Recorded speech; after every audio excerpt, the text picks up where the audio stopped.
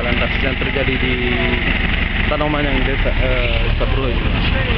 Ya, sebelum terjadinya laka lantas, mobil maupun sedan Toyota Corolla Opel BL 502 AG melaju dari arah Dalang menuju arah Mabuk.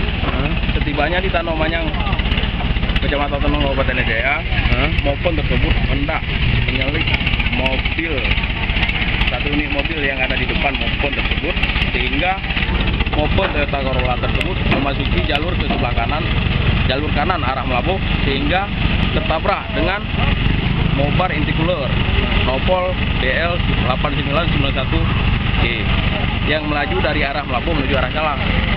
Ada korban juga, Pak? Untuk korban untuk sementara yang baru ada 2, yang satu penumpangnya luka ringan, yang satu lagi mengalami luka berat dan sedang dirujuk ke rumah sakit Umar Calang.